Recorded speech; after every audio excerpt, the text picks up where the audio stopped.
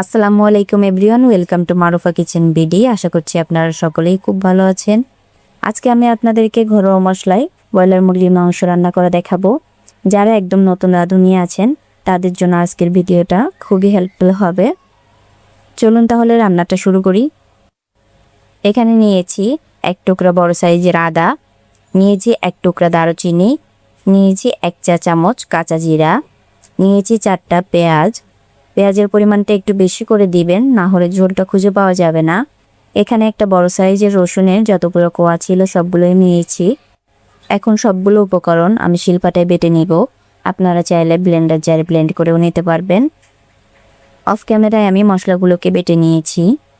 এখানে আমি 700 গ্রাম মুরগির মাংস ভালো করে ধুয়ে পরিষ্কার করে পানি ঝরিয়ে নিয়েছি। এখন দিয়ে দিচ্ছি 1 চামচের একটু কম মরিচের গুঁড়া। মরিচের গুঁড়া দিয়ে মাংসগুলোকে ভালো করে মাখিয়ে একটু ফ্রাই করে নিব। এভাবে মরিচের গুঁড়া দিয়ে ফ্রাই করে নিলে মাংসের কালারটা খুব সুন্দর আসে।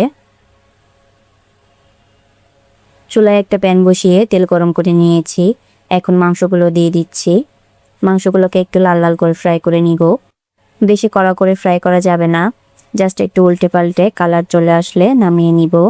দেখতেই পাচ্ছেন সুন্দর একটা কালার চলে আসছে। এ পর্যায়ে নামিয়ে নিব। চুলায় অন্য একটি প্যান বসিয়ে দিয়েছি। যে তেলে মাংসগুলোকে ফ্রাই করেছিলাম ওই তেলটাই এখানে নিয়েছি।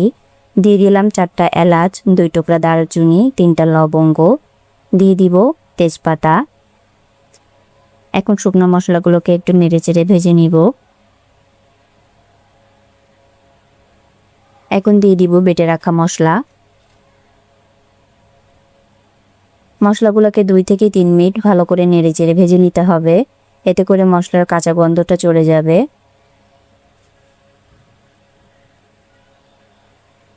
মশলাটা ভেজে নিয়েছি। এখন দিয়ে দিব স্বাদমতো লবণ, দিয়ে দিব 1/2 চামচ হলুদের গুঁড়া, দিয়ে দিব 1.5 চামচ মরিচের গুঁড়া। ঝালটা আপনারা আপনাদের পছন্দ মতো দিবেন, কম বেশি করে। এখন মশলাগুলোকে একটু নেড়েচেড়ে মিশিয়ে নিব। মশলাটা যাতে পুড়ে না যায় তার জন্য দিয়ে দিচ্ছি 1/2 কাপ পানি। পানিটা দিয়ে এখন ঢাকনা দিয়ে মশলাটাকে কষিয়ে নিব। আমি মশলাটাকে 2 মিনিটের মতো কষিয়ে নিয়েছি। দেখতেই পাচ্ছেন মশলা থেকে তেলটাও উপরে ভেসে উঠেছে। এর মানে মশলাটা ভালো করে কষানো হয়ে গিয়েছে। এখন আবারও একটু নেড়েচেড়ে মশলাটাকে কষিয়ে নিব।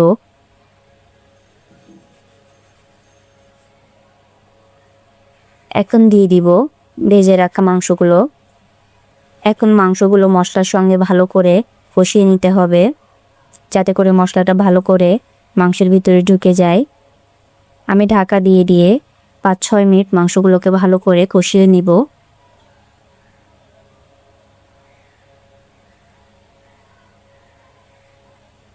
এভাবে ঢাকা দিয়ে দিয়ে মাংসগুলোকে কষিয়ে নিলে মাংসের ভিতরে ভালো করে মশলাগুলো ঢুকে যায় আর খেতেও অসম্ভব মজার হয়।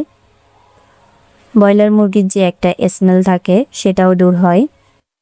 আমি প্রায় 5 মিনিট মাংসগুলোকে ভালো করে কষিয়ে নিয়েছি। এখন দিয়ে দিব 1.5 কাপ গরম পানি ঝোলের জন্য। অবশ্যই গরম পানিটা দেওয়ার চেষ্টা করবেন, এতে করে স্বাদটা ঠিক থাকবে। এ পর্যায়ে চুলার আঁচটাকে হাই হিটে রেখে ঢাকা দিয়ে 7 থেকে 8 মিনিট রান্না করে নিব।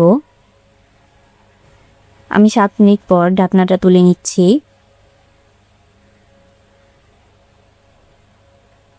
এ পর্যায়ে দিয়ে দিব ভাজা গরম মশলার গুঁড়া।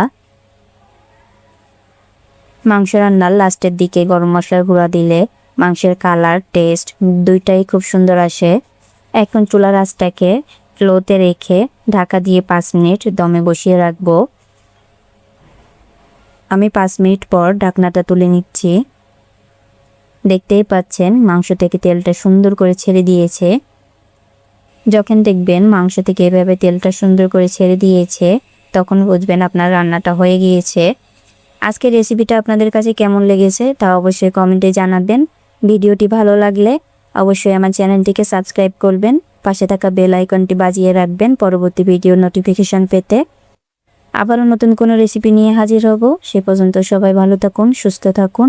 আল্লাহ হাফেজ।